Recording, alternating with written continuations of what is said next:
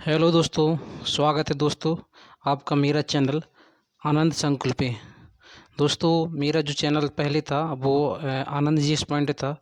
दोस्तों उसका जो नाम बदल दिया गया है, उसका नाम जो है अब आनंद संकुल रख दिया गया है। तो प्लीज़ आप सपोर्ट करिएगा और आपको अब सभी जो आने वाली सभी वीडियो मिलेंगी वो आनंद संकुल यूट्यूब चैनल में मिलेंगी। तो दोस्तों सपोर्ट करिएगा।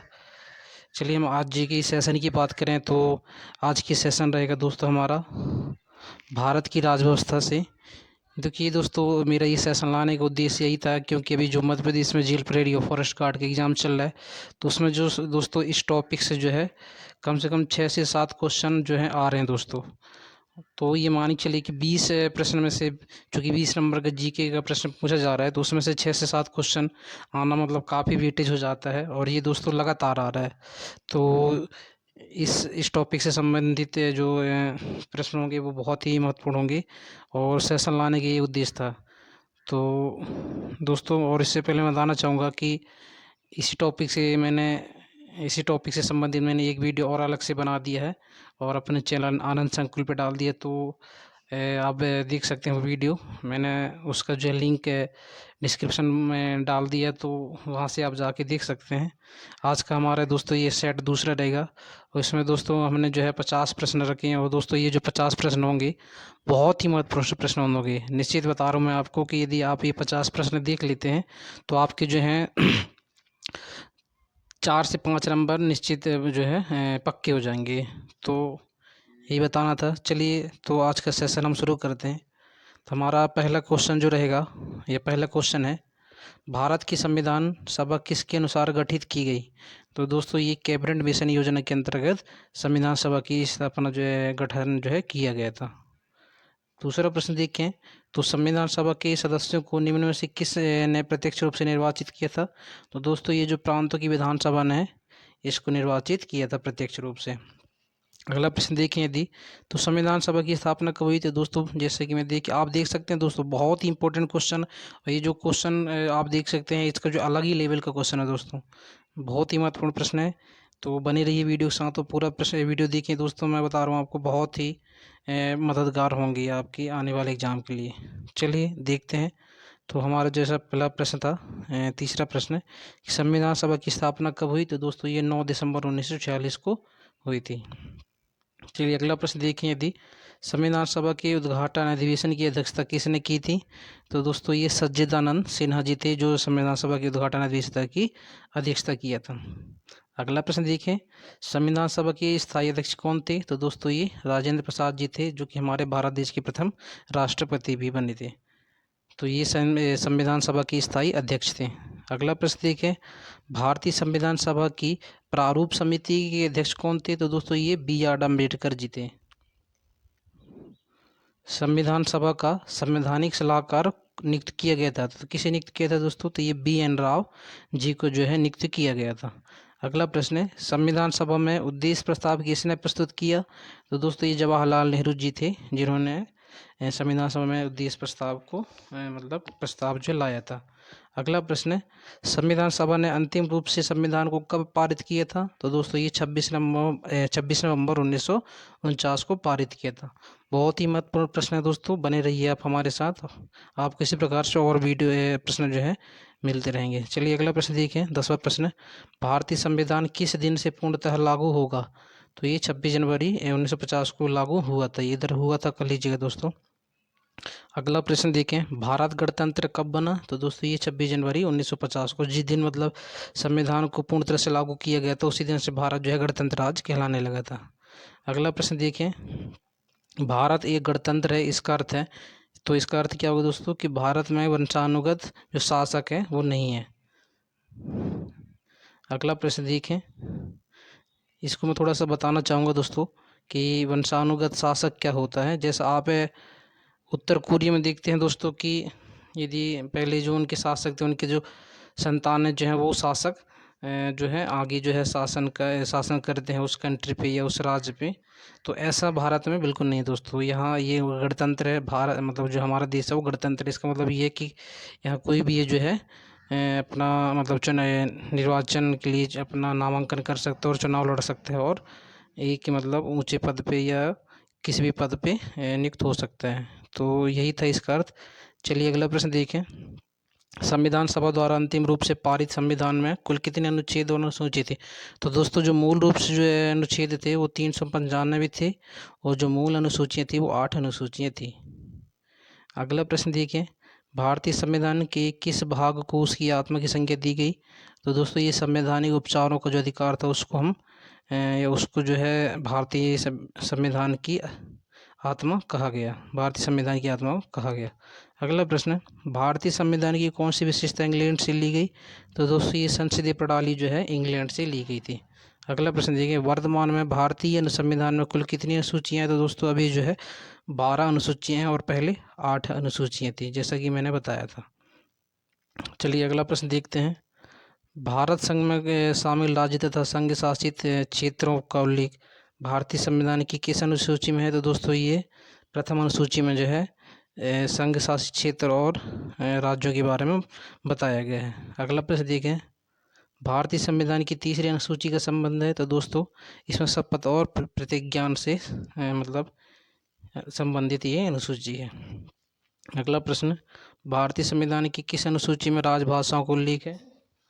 तो ये दोस्तों 8वीं अनुसूची में जो है भाषाओं के बारे में दिया गया था, जो कि अभी दोस्तों जिस मतलब अनुच्छेद 343 की इसके बारे में बताया गया था। और अभी दोस्तों जो है 22 मूल भाषाएं या मुख्य भाषाएं हैं। अगला प्रश्न देखें। दल बदल से संबंधित प्रावधान किस अनुसूची में रखे गए हैं?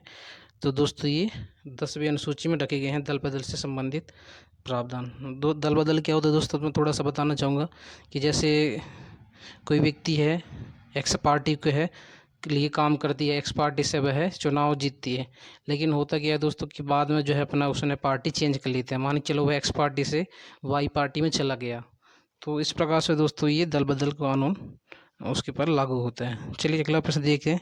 पंचायत राज व्यवस्था संबंधित प्रावधान भारतीय संविधान की किस अनुसूची में रखे गए हैं? तो दोस्तों ये 11वीं अनुसूची में जो है पंचायत के बारे में बताया गया है।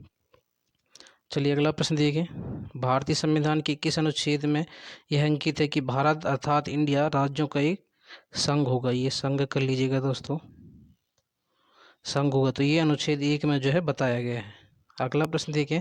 भारतीय संविधान के किस अनुच्छेद में अंतर्राष्ट्रीय शांति की बात कही गई है? तो दोस्तों अनुच्छेद 51 में जो है अंतर्राष्ट्रीय शांति की बात कही गई है। अगला प्रश्न देखें। संविधान के किस अनुच्छेद के अंतर्गत राष्ट्रपति अध्यादेश जारी करता है? दोस्तों ये अनुच्छेद 123 के अंतर्गत जो है अध्यादेश जारी करता है राष्ट्रपति जी। अगला प्रश्न, संविधान के किस अनुच्छेद के द्वारा संघ एवं राज्यों के लिए लोक सेवा आयोग का प्रावधान किया गया है? तो दोस्तों ये 315 अनुच्छेद के तहत किया गया है। संघ लोक सेवा आयोग अर्थात यूपीएससी के बारे में जो है दोस्तों बताया गया है।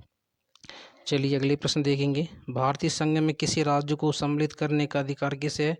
तो दोस्तों ये संसद को है। अगला प्रश्न देखिए। वर्ष 1953 में गठित राज्य पुनर्गठन आयोग के अध्यक्ष कौन थे दोस्तों? तो ये थे न्यायमूर्ति फजल अली जी। अगला देखें। भाषाई आधार पर राज्यों का पुनर्गठन कब किया गया? तो 1953 में। अगला प्रश्न देखेंगे। भाषाई आधार पर गठित भारत के प्रथम राज्य था? तो दोस्तों ये आंध्र प्रदेश था प्रथम राज्य, अर्थात भाषा के आधार पर गठन होने वाला पहला राज्य आंध्र प्रदेश था। अगला प्रश्न देखें। भारतीय, एक मिनट दोस्तों,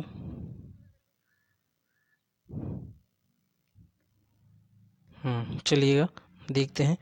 पांडिचेरी, जिसको अब पुडुचेरी कहा गया है, तो किस वर्ष भारतीय संघ में शामिल किया गया? तो ये 1959 में दोस्तों शामिल किया गया था। अगला प्रश्न देखें। भारतीय संविधान निम्नलिखित में से कौन सी नागरिकता प्रदान करता है? तो दोस्तों हमारे यहाँ जो है एकल नागरिकता चलता है। अगला प्रश्न देखें। भारत की नागरिकता किस प्रकार प्राप्त की जा सकती है? तो दोस्तों जन्म से, वंशानुक्रम से, वंशीकरण से, अर्थात यदि कोई यहाँ कोई जन्म लेता है तो भारत का नागरिक कहलाएगा। वंशानुक्रम मतलब उसका जो है मतलब कोई व्यक्ति है जो भारत का नागरिकता ग्रहण किया है या भारत का नागरिक है, उसका जो पुत्र या उसके जो संतानें होंगी वो भी भारत की नागरिकता में मतलब भारत के नागरिक कहलाएंगी। इसके अलावा दोस्तों वंशीकरण से, वंशीकरण मतलब ये दोस्तों वंशवाद कि जैसे कोई एक्स है, उसका पुत्र या उसकी संतान वाई है, फिर उसकी भी जो है जो आने वाली वंश या पीढ़ियाँ होंगी वो जेड होगी। तो इस प्रकार से ये सब भारत के नागरिक कहलाएंगे। अगला प्रश्न देखें, भारतीय नागरिकता का अंत किस प्रकार किया जा सकता है? तो दोस्तों, नागरिकता का परित्याग करने से मतलब कोई व्यक्ति खुद ही इसका परित्याग कर सकता है या स्वयं छोड़ सकता है। वहीं सरकार द्वारा नागरिकता छीनने से सरकार भी दोस्तों किसी भी व्यक्ति का नागरिकता छीन सकती है। और दूसरी चीज़, अन्य देश की नागरिकता ग्रहण करने से, चूँकि अभी दोस्तों हमने देखा था कि भारत में जो है एकल नागरिकता चलती है। तो यदि कोई व्यक्ति दूसरे देश का नागरिकता लेता है तो ऑटोमेटिक ही उसका जो भारतीय नागरिकता की जो है भारतीय नागरिकता से वो मतलब ख़त्म हो जाता है या भारतीय नागरिकता समाप्त हो जाती है। आई होप आपको समझ में आ रहा होगा दोस्तों। चलिए ज़्यादा मतलब डिटेल में बात नहीं करेंगे, क्योंकि हमारा मोटिव है कम समय में ज़्यादा से ज़्यादा रिवीजन हो जाए और एक इफ़ेक्टिव जो है स्टडी कर सकें। अगला प्रश्न देखें, निम्नलिखित में से कौन सी शर्त भारत की नागरिकता प्राप्त करने के लिए नहीं है? तो दोस्तों, ये संपत्ति स्वामित्व जो है भारत की नागरिकता प्राप्त करने के लिए नहीं है। अगला प्रश्न देखें, भारतीय संविधान में नागरिकों को या नागरिकों की मूल अधिकारों का वर्णन है? तो दोस्तों, ये अनुच्छेद 12 से 35 और भाग 3 में है। तो इसके बारे में दोस्तों, मूल अधिकारों के बारे में। अगला प्रश्न देखें, भारत में भारत के नागरिकों को कितने मूल अधिकार हैं? वर्तमान में, माफ़ कीजिएगा, वर्तमान में भारत के नागरिकों को कितने मूल अधिकार प्राप्त हैं? तो दोस्तों, ये 6 मूल अधिकार प्राप्त हैं। वहीं मूल कर्तव्य की बात करें दोस्तों तो 11 मूल कर्तव्य हैं दोस्तों। अगला प्रश्न देखें, मूल अधिकारों को परिवर्तन कराने की शक्ति किसे प्राप्त है? तो दोस्तों, उच्च एवं उच्चतम न्यायालय, अर्थात ये हम सुप्रीम कोर्ट भी कह सकते हैं, जो सर्वोच्च न्यायालय है इसको भी हम कह सकते हैं कि उनको जो है मूल अधिकार वो परिवर्तन कर सकते हैं या प्रवर्तन कर सकते हैं। अगला प्रश्न देखें, प्रेस की स्वतंत्रता का अधिकार निहित है था? तो दोस्तों, ये अनुच्छेद 19(1) में प्रेस की स्वतंत्रता का अधिकार निहित है। अर्थात जैसे आप देखते होंगे दोस्तों कि कोई न्यूज मीडिया कर्मचारी होते हैं तो वो इसी अनुच्छेद के अंतर्गत ही मतलब काम करते हैं। अगला प्रश्न देखें, संपत्ति के अधिकार को किस संविधान संशोधन के द्वारा मूल अधिकार से हटा दिया गया था? दोस्तों, ये 44वें संशोधन के द्वारा संपत्ति के अधिकारों को हटा दिया गया था। अगला प्रश्न देखें, किस अनुच्छेद के द्वारा 6 से 14 वर्ष तक के बच्चों के लिए शिक्षा का अधिकार जो है मूल अधिकार माना गया था? दोस्तों, अनुच्छेद 21(1) के तहत जो है 6 से 14 वर्ष तक के बच्चों को मूल जो है बच्चों को पढ़ाया जाएगा, ये उनका मूल अधिकार है। अगला प्रश्न, वर्तमान में संपत्ति का अधिकार है तो किस प्रकार का है दोस्तों? तो ये एक विधिक अधिकार है, संपत्ति का अधिकार। चलिए अगला प्रश्न देखते हैं, व्यक्तिगत स्वतंत्रता के लिए निम्नलिखित में से कौन सी रिट याचिका दायर की जा सकती है? दोस्तों, ये एबियस कार्पस, ये जिसको हम बंदी प्रत्यक्षीकरण भी कहते हैं, तो ये रिट याचिका जो दायर की जा सकती है व्यक्तिगत स्वतंत्रता के लिए। अगला प्रश्न देखें, मत देने का अधिकार होता है? तो दोस्तों, ये एक राजनीतिक अधिकार है, मत देने या वोटिंग करने का। अगला प्रश्न देखें, भारतीय संविधान के लिए किस अनुच्छेद में राज्य के नीति निर्देशक तत्वों को मतलब तत्वों का लेख है? तो दोस्तों, ये अनुच्छेद 36 से 51 तक भारतीय संविधान में नीति निर्देशक तत्वों को बारे में बताया गया है। अगला प्रश्न देखिए, संविधान में कल्याणकारी राज्य की अवधारणा किस में निहित है? तो दोस्तों, ये नीति निर्देशक तत्वों में शामिल है, ये सम्मिलित है। चलिए अगला प्रश्न देखें, नीति निर्देशक सिद्धांत है? तो दोस्तों, ये वाद योग नहीं है नीति निर्देशक सिद्धांत। अगला प्रश्न देखें, भारतीय नागरिकों के लिए एक समान सिविल संहिता का उल्लेख किस अनुच्छेद में है? तो ये अनुच्छेद 44 में।